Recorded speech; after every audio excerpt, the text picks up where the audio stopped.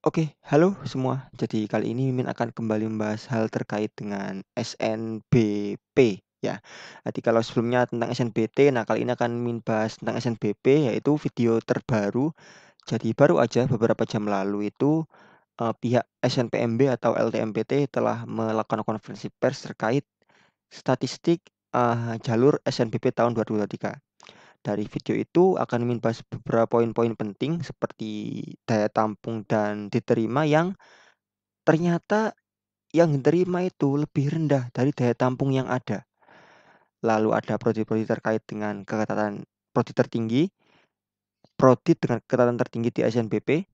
Lalu di sini tentang kita bahas peluang. Nah, apakah benar bahwa jalur vokasi itu lebih besar peluang diterima dibanding jalur sarjana? Dan masih ada beberapa hal lain. Jadi silakan kalian simak video berikut. Oke, pertama kita mulai dulu dari data ini ya, pembanding. Jadi tahun 2022 dengan tahun 2023. Jadi secara umum peserta di tahun ini naik daripada tahun lalu sekitar 2000-an bahkan mendekati 3000. Lalu untuk tadi gini, jadi emang dari tahun ke tahun itu gini, yang eligible dengan yang finalisasi itu memang enggak semua gitu. Jadi ini ada sekitar 200-an lah ya, masih tetap sekitar segituan. Yang mereka yang eligible tapi nggak ikut dengan berbagai alasan tentunya. Lalu ini pendaftar KIPK, nah ini pendaftarnya ya, pendaftar KIPK jauh meningkat ya, dari ada 40 ribuan. Lalu total PTN juga meningkat, jadi untuk tahun ini di jalur SNBP itu ada ini juga, jadi selain PTN-PTN akademik maksudnya ini itu yang sarjana ya, ada itu PTKIN atau jurusan-jurusan yang keislaman, lalu ada juga PTN-PTN vokasi. Jadi kalau dulu itu kan ada yang namanya SNMPN kalau nggak salah. Kalau PTN ini kan yang sarjana, nah kalau dulu di vokasi itu maksudnya ke ini. Tapi sekarang sudah jadi satu gitu. Jadi lanjut, di sini ada 20 PTN dengan pendaftar terbanyak, UB masih tetap dengan 26.000. Nah, mungkin kalian kemarin sempat beredar bukan rumor ya, data-data yang beredar bahwa UNES itu 40.000 dan sebagainya. Mimin kurang tahu kenapa bisa ada perbedaan seperti itu, makanya Mimin nggak update video tentang itu kan ya, karena menurut Mimin juga itu info yang useless. Jadi nggak ngaruh apa-apa, kalau kalian tahu ya udah, tahu aja. Nggak ngaruh ke eee, peluang kalian terima atau apa, itu nggak ngaruh, nggak tahu sama aja. Jadi makanya Mimin kemarin-kemarin lebih fokus ke SNBT karena emang SNBT itu lebih bisa kalian kendalikan. Nah, apalagi sekarang kelihatan nih, datanya beda, jadi ya kita nggak tahu itu gimana. Di ini tetap UB ya, yang tertinggi UGM, jadi sekitar 26 ribuan dan ini datanya 20 yang terbanyak pendaftarnya ya. Nah, lalu yang diterima terbanyak juga sama, di UB masih yang tertinggi. Jadi 5 ribuan, berarti kalau kita bandingin tadi 26 dengan 5.000 1/5 ya, 20% lah ya keketatannya. Ini datanya untuk penerima peserta terbanyak. Nah, lanjut ke prodi yang paling ketat. Jadi prodi yang paling ketat itu ini ternyata adalah lihat, bukan kedokteran, bukan HI, bukan apapun itu, tapi dia ternyata adalah Ilkom di UNJ. Kedua keperawatan di Sulawesi Jasa, kelihatannya lihat sepersen, jadi kalau ada 100 orang pendaftar, ya yang diterima cuma 1 gitu. Bahkan PGSD, ada juga di sini Unsri. Nah, penyebabnya kenapa kok bisa nilainya seketat ini itu kalau dari Prof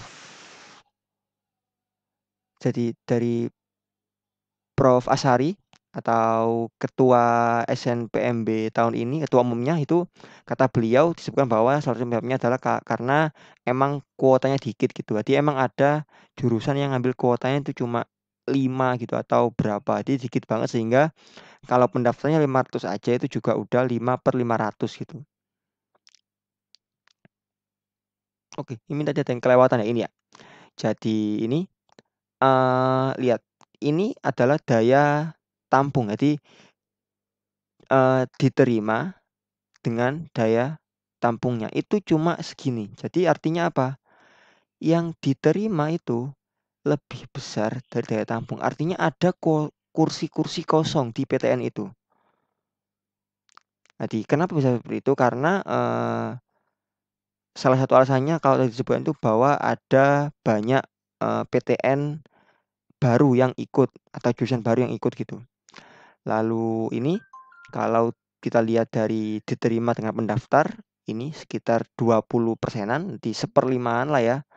Jadi kalau ini itu gini, pendaftar ini dengan daya tampung yang dibagi, ini kan sekitar 1/5-an. Tapi kalau yang ini itu, yang diterima dengan daya tampungnya. Berarti yang diterima itu ya ini, 1, 4, 3, lebih kecil kan datanya, lihat. Berarti ada kursi-kursi yang kosong, mungkin ya PTN-PTN yang, mungkin kurang diminati, kurang favorit gitu. Jadi ada yang tapi kalau yang di kampus-kampus yang favorit atau jurusan favorit kayak kedokteran gigi, kedokteran, HI, teknik, itu ya hampir semua pasti udah penuh, nggak mungkin kosong gitu. Nah, tapi inilah, apa ya, data uniknya bahwa ada kursi-kursi yang kosong gitu. Lalu untuk KIPK lihat, yang diterima jadi ada 44.000 dari 200 ribuan, jadi ya hampir sama ya, 1/5-an gitu. Jadi ya cukup banyak.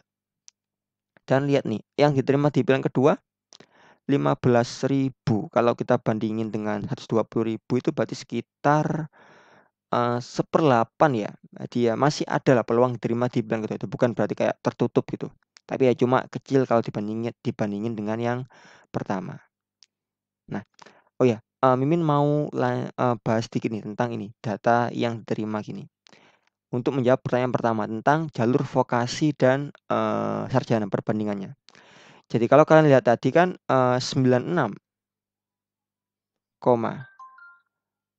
tadi berapa ya? 94, maaf. 94,53% ini itu total ya, totalnya. Yaitu dari rasio, diterima per daya tampung atau DT gitu ya, meningkat DT gitu. Nah, kalau dipecah detail, jadi sarjana sendiri, vokasi sendiri. Nah, rasio ininya tuh agak beda jauh, timpang. Sarjana itu mencapai angka 96,89. Ini data yang disampaikan oleh Pak, Prof. Budi di sesi tanya jawab. Nanti kalian kalau mau di videonya kalian lihat sendiri aja, beliau nyampein ini. Nah, di vokasi itu daya tampungnya adalah sekitar 84,12%. Jadi, malah apa ya, kursi kosong di vokasi itu lebih banyak daripada di sarjana. Kalau sarjana cuma 3%-an, nah di vokasi itu ada hampir 15%-an kursi kosong gitu. Jadi, apa ya, mungkin stigma tentang bahwa vokasi itu lebih tidak diminati atau lebih rendah dari sarjana itu ya masih ada gitu. Apalagi nah sekarang digabung gitu. Jadi ya ternyata emang masih ada stigma itu. Nah, lalu kalau kita lihat dari rasio diterima per pendaftar, alias ini kan berarti keketatan ya. Untuk sarjana S1 itu, dia sekitar 18% atau 1/5 sama kayak tadi ya, di awal tadi atau kalau diglobalkan tadi. Nah, buat vokasi, diploma, itu adalah 31% alias 30%, 2 kali lipat, hampir 2 kali lipat. Jadi ya, mungkin bisa jadi pelajaran juga buat kalian ke depannya kalau emang mau, apa ya, peluangnya lebih besar diterima ya bisa masuk ke vokasi gitu, bisa daftar di vokasinya saja, diploma gitu, karena hampir 2 kali lipat. Nah, ini data tahun ini. Tadi, tapi nggak tahu juga mungkin karena dengan adanya data ini tahun depan melonjak gitu. Jadi vokasinya itu, peminatnya melonjak akhirnya rasionya ini makin turun, tapi ya nggak tahu lagi. Cuma kalian bisa pertimbangkan hal ini bahwa rasio atau peluang diterima di jalur atau di jurusan vokasi itu lebih besar, 2 kali lipat dibanding yang S1. Oke, ini udah, nah ini juga udah. Nah, sekarang, apa ya, dikit aja. Jadi tambahan bahwa nanti ada ini 38 link yang bisa kalian gunakan. Kenapa? Karena ya, kan yang akses itu banyak banget, sekitar berapa orang tadi ya, 600 ribuan tadi ya. Kan kalau serentak tuh pasti ya, kalau satu web itu down, jadi kalian bisa coba gunakan ini, beberapa alternatifnya gitu. Jadi kalau bisa besok ya segera dibuka, jangan lama-lama. Kenapa? Karena kan nanti kan harus ini nih, mempersiapkan buat pendaftaran ulang. Jadi nggak usah nunggu-nunggu lama-lama. Jadi kalaupun diterima ya syukur, kalau nggak diterima ya udah masih ada SNBT gitu. Jangan diulur-ulur gitu karena berkas-berkasnya ini itu ya cukup lumayan loh beberapa itu kayak mungkin data ekonomi, data diri kalian itu perlu dipersiapkan, perlu waktu juga buat persiapan gitu. Jadi mungkin segitu aja dari Mimin tentang apa ya, konferensi pers. Nanti yang mau lihat video langsungnya Mimin cantumin linknya di deskripsi. Uh, Terima kasih yang udah nonton. Semoga besok kalian mendapat biru ini, termasuk dari 1/5 yang dapat warna biru kayak gini. Tapi kalau ternyata kalian adalah 4/5, termasuk 4/5 yang dapat merah ini, jangan patah semangat, jangan down, sedih silakan. Tapi ingat masih ada jalur lain yang paling dekat tentu SNBT. Jadi kalian bisa segera mendaftar buat ikut SNBT. Bisa belajar, kalau baru mulai juga nggak apa-apa, masih ada waktu sebulan, masih ada peluang buat lolos, tetap semangat. Jadi, sampai itu aja video Min kali ini, sampai jumpa di video-video lainnya. Bye-bye.